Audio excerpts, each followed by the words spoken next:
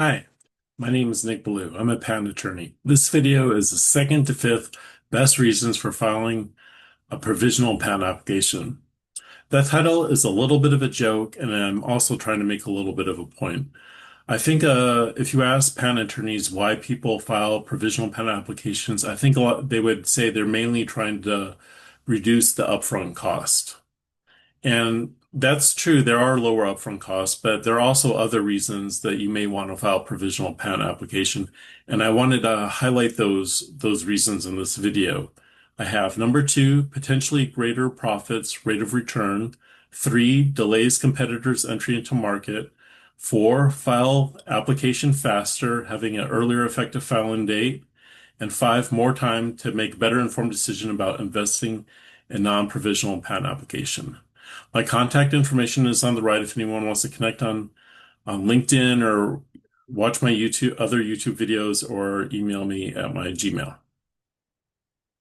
First, I will show the number one reason why people tend to file provisional application. That is lower upfront cost. On the left, I have provisional cost, and on the right, I have the non-provisional cost. And for the provisional, we have USPTO costs. There's a provisional application filing fee. It depends on the size of the entity. For large entity, 325, small entity, 130, micro entity, 65. And there are attorney fees. I say for simple provisional patent application 500, that's where I think most of the work has been done. And we're basically, filing what the inventor gives us. Average provisional, we're kind of working through some of the materials and adding a little bit, and then a complex can be 2,000 and up. The total cost for provisional are $565 to 2,000 plus. For non-provisional patent application, the USPTO, they have a basic filing fee, a utility search fee, and an examination fee. And there are attorney fees. I have estimates here for a simple non-provisional application, 5,000, for an average about 10,000, and then for a complex non-provisional about 15,000. The total costs there are 5,500 to 17,000 plus. And if you compare these provisional costs to the non-provisional costs, you'll see it's about 10 times more for the non-provisional. So the costs are definitely less for the provisional application. Two, potentially greater profits rate of return. This is what I'm saying is the second best reason for filing provisional patent application. The 35 USC section 154 governs the patent term, and it says that patent validity term begins on the patent issue date and ends 20 years from the non-provisional filing date. And then if you file a provisional patent application, that basically just shifts your validity term over a year, because you're waiting a year to file the non-provisional patent application. And I have a graph here representing this. The orange line represents a patent validity term with no provisional patent application, and the red line represents the patent validity term with a provisional patent application. And the with the provisional application red line is basically shifted over 1 year to the right. And I have an example here where I'm assuming increase the sales to 20% per year. The sales start off low, and every year they're increasing by 20%, and at the end they're at the highest. And if you file with no provisional patent application, I'm saying for this example, you get years 1 through 20. And then if you file with provisional patent application, you're delaying it a year and shifting it over to the right. And what that does is it makes you lose that first year of low sales, but you gain this year of very high sales. And if you basically swap out that high year for that low year, your sales increase for that high year versus the low year is 3,800% of the first year's sales. So your overall profits and rate of return are going to increase if you file this provisional application in these circumstances where your sales are increasing. Three, I say delays competitors' entry into the market. This is related to my previous point about the provisional shifting over the validity term a year, but it's not quite the same. If you filed a provisional application now and we say it expires in 2045, 20 years from now, or if you filed a provisional, then it would be 2046.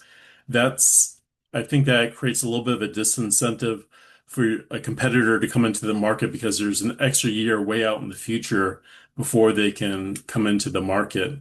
And then also for the provisional patent application, you can market patent pending your products the same as if you filed a non-provisional. And then once the patent issues, you can mark it as that the patent is issued. I have the statutes here for patent marking 35 USC 287 and section 292. And I think this delay, the extra year of patent term at the end and, delaying it, I think these can all help, make it so that your competitors do not want to enter the market. 4, can file provisional patent application faster, and it gives you an earlier effective filing date for rapidly developing areas. This is true. The provisional patent applications have much less formal requirements, and they're much easier to prepare, and you can file them quicker. And the United States, we now have the first inventor to file system, which means if two different people invent separately, the first inventor who files with the patent office can get the patent for it. If you have a rapidly developing area like AI now, or some of these other technologies or any technology area, really, you're better off if you're filing sooner than later. And filing the provisional helps with that. I have examples here of the documents required for a non-provisional patent application. You need a formal specification, including a title of invention, background of invention, summary of invention, detailed description, claims, formal drawings, abstract, oath or declaration of inventors, application data sheet, information disclosure sheet, statement if applicable, but it's often applicable, and USPTO fees. And then for a provisional application, we have informal specification drawings. It's much easier. That's the main point. It's much easier to prepare that. Existing documents often suffice or are close to sufficing. Journal articles, product manuals, specifications, assembly instructions, or presentations.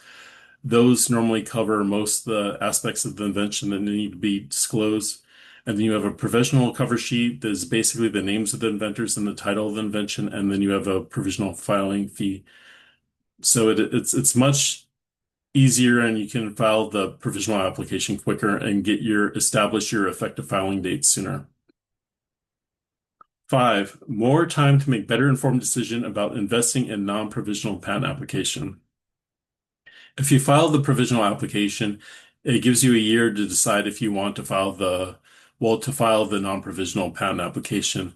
This time you can get more market information. You can see if the product is selling, see if anyone is interested in buying patent rights, see if anyone is interested in licensing technology, or see if market is adopting your technology. And all those things, you can see if the patent's going to be worth the money or not. You can see how well this technology is doing, and you get another year to get more information about that and make that decision. Also, the year can be used to raise funds or find partners for paying for a non-provisional patent application. You can evaluate the patentability of the invention. If you have the extra year, you can see if there's any other prior art, see if that invention is already out there. Once the patent office examines it, they're going to do a prior art search and find out if that technology already exists. If it exists, you don't get a patent. So you can use that year to kind of do a little bit more digging and find out if you think the invention's going to be patentable. And then this can give you more time to decide international patent strategy. The provisional patent application counts as an effective filing date under the PCT application or Paris Convention application. So you can use the provisional patent application also to establish foreign patent rights later if you want. My summary recommendations for deciding whether to file a provisional patent application. Practical tips. You should evaluate whether the advantages outweigh disadvantages for your invention. Advantages are what I discussed in this presentation. We have lower upfront costs, potentially greater profits, rate of return, possibly delays competitors' entry into market, file application faster, more time to make better informed decision about investing in a non-provisional patent application. And the disadvantages, which I didn't explicitly cover in here, you're going to have greater total costs if you use the provisional patent application route because you're adding steps. You could just go straight to filing the non-provisional application, paying all those fees. But if you do the provisional, you still need to file the non-provisional to get the patent issued. So you're adding total cost in preparing and filing the patent application. And this delays the patent issue date. I described in some examples there that's can be beneficial to delay when the patent issues, but also it can be harmful. Some areas you may want the patent to issue as quick as possible, and then if you file the provisional, it's going to delay that. So in those situations, it can be better to skip the provisional and just file the non-provisional. Again, my contact information is on the right. My LinkedIn's here if anyone wants to connect or watch my other YouTube videos or contact me on Gmail. All right. Well, thank you very much for watching this video.